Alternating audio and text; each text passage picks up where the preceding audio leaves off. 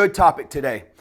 We're going to talk about the brain and balance. I had an article come across my computer, come through the email from Harvard Medical School, and they were talking about the connection between the brain and your balance. That's something that we talk about all the time in here. In fact, all of the research that has gone into Balance University, this graduates program, a lot of it is led for the brain, all right? It is catering to the brain.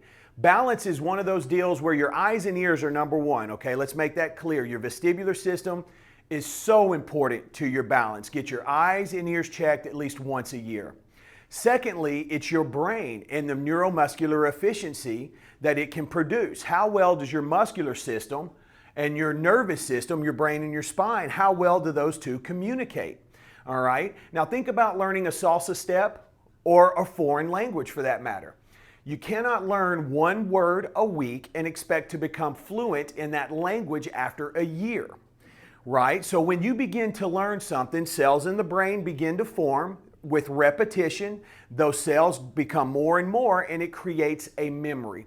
Through exercise, we have a neurotropin, a chemical in the brain, that is available called BDNF, and it helps these memories to solidify themselves. So, why is that important? As I'm working in a proprioceptively enriched environment, stable but unstable, on one foot I'm stable, but I'm a little unstable. My brain is having to memorize from all the data that it's collecting, from the mechanoreceptors to the proprioceptors, from my eyes and ears. It's analyzing all that data and keeping me upright. I'm creating a memory on where my body needs to be. With exercise, that chemical becomes available that helps us. That's one of the reasons why balance is at the back end and not on the front end, because I want to heat the core temperature up and I want to get your heart rate up a little bit, okay? Now, interesting what was written and published from a Dr. Brad Manor, all right? This is Harvard Medical School. Again, guys, all this stuff is on my website, mybalanceuniversity.com. You can go there, pull the references and sources. You guys can print this very sheet out, okay? So let me read you. This is a little long, but bear with me. A few years ago, my grandmother suffered a fall and broke her hip. She has never fully recovered. How many of us know someone like that? Never fully recovered and is now constantly fearful of falling, and has significantly limited her activities to prevent a fall from ever happening again. This happens all the time. It seems logical, but that's not what you want to do, right? If I move less, my chances of falling are less. That's right. But you know what also happens? The less you move, the less load-bearing work you're doing. And what's going to keep your leg strength?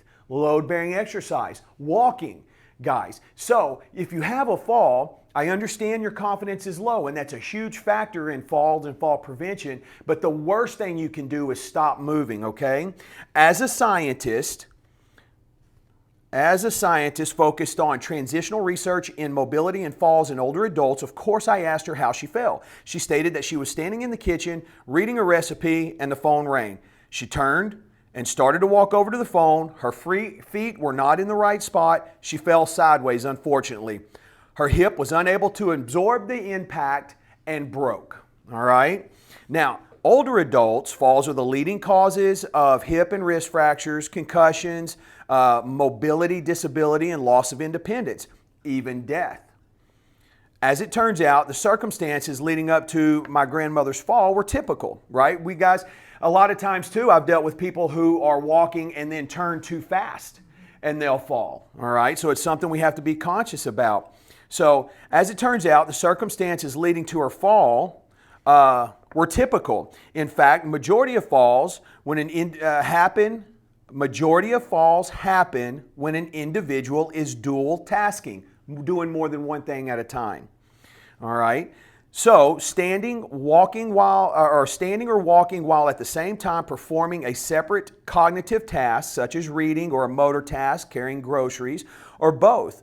Walking while talking and carrying a cup of coffee. How many of us walk and talk at the same time, right? You don't even have to have anybody there. Most of us will walk and talk to ourselves, right? So it turns out that the seemingly simple acts of standing upright, walking down an empty, well-lit hallway are quite complex. To complete these tasks, we must continuously stabilize our body's center of mass, a point located just behind the sternum, over the relatively small base of support that we create by positioning our feet on the ground. Control requires quick reflexes, that's agility, as well as strong muscles in the trunk, hip, legs, ankles, and toes, right? Legs. So to avoid falling, we need to pay attention to our environment and our body, right? Try to predict, try to perceive unsafe movements of your body and adjust accordingly. Our brains need to quickly make sense of information coming from our eyes, ears, and bodies to produce patterns of muscle activity that appropriately adjust our body's position within our environment. That's what we've been doing here, right? And that's what I've been preaching. There's a word out here that you may hear that's associated to this, and that's called neuroplasticity. Neuroplasticity is just the brain's ability to recall information quickly, right? So, in conclusion, guys, older adults who are cognitively impaired are more than 2 times as likely to fall as compared to those who are cognitively intact. Recent studies and research at the Albert Einstein College of Medicine have shown that even subtle differences in the brain's ability to dual task when walking are predictive of future falls in older healthy adults. So what that's telling us, right, is that we need to move. Okay, at the end of the day, be conscious. Balance is a conscious choice, especially as we age. The synapses in our brains get further apart. At the end of the day, on top of everything that we're doing in here, the brain is malleable. Okay, you remember the research study we talk about? It started in 1955, ended at Yale University. What they found is the mice who exercised and participated in social activities, playing with some scientist kid is what they included. The hippocampus grew in these mice as compared to the placebo. The stimulus there, the exercise and the socialization. All right? So, any questions? That was a lot. We're still absorbing. Time.